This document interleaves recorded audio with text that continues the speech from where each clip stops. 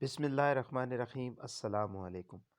मोअज़्ज़िज़ सामईन, उम्मीद करता हूँ आप सब खैरियत से होंगे। अल्लाह ताला आपको हमेशा खुश रखे। मोअज़्ज़िज़ सामईन, आज हम सूरह काफ़ का एक मुख्तसर सा खुलासा सुनने की सआदत हासिल करेंगे। सूरह काफ़ मक्का मुकरमा में नाजिल हुई, अलबत्ता बाज़ मुफस्सिरीन के नज़दीक इसकी चंद आयतें मदनी हैं। इस सूरत में 4 रुकू और 35 आयतें हैं। एकाफ यमन की उस सरजमीन का नाम है जहाँ कौम आद आबाद थी, और इस सूरत की आयत नंबर 21 से सरजमीन एकाफ में रहने वाली उस कौम का वाक़या बयान किया गया है।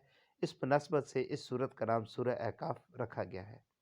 मोअज़्ज़िज़ सामईन, इस सूरत का मरकज़ी मज़मून ये है कि इसमें तौहीद, रिसालत, वही, मरने के बाद दोबारा ज़िंदा होने और अमाल की जज़ा मिलने के बारे में कलाम किया गया है, और इस सूरत में ये चीज़ें बयान की गई हैं। नंबर 1, इब्तिदा में अल्लाह ताला की वादनीयत और क़यामत से मुतल्लिक़ दलाइल दिए गए।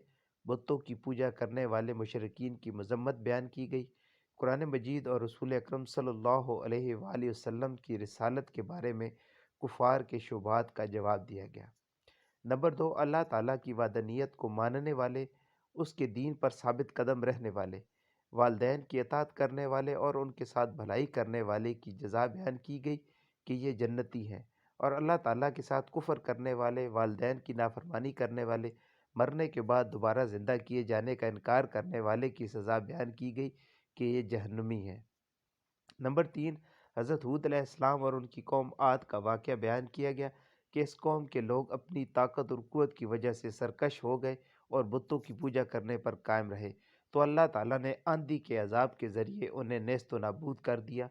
और इस वाक़ये को बयान करने से मकसूद कुफ़ार मक्का को हुज़ूर अक़दस सल्लल्लाहु अलैहि वसल्लम की तकज़ीब करने से डराना है।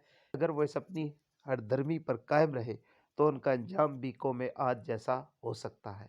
नंबर 4, कुरान पाक की आयत सुनकर ईमान कबूल करने वाली जिन्नों की एक जमात का ज़िक्र किया गया, और ये बताया गया कि उन्होंने अपनी कौम को हुज़ूर पुर नूर सल्लल्लाहु अलैहि वसल्लम पर ईमान लाने की दावत दी, और उन्हें बताया कि जो उन पर ईमान नहीं लाएगा वो खुली गुमराही में है।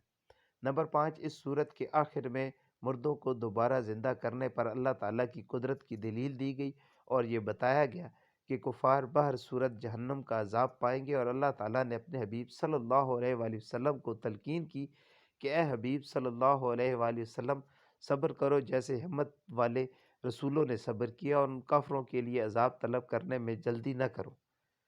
मोअज़्ज़िज़ सामईन, सूरह अकाफ की अपने से माक़बल सूरत जासिया के साथ एक मुनासबत ये है कि दोनों सूरतों की इब्तिदा में कुरान मजीद का तारुफ बयान किया गया।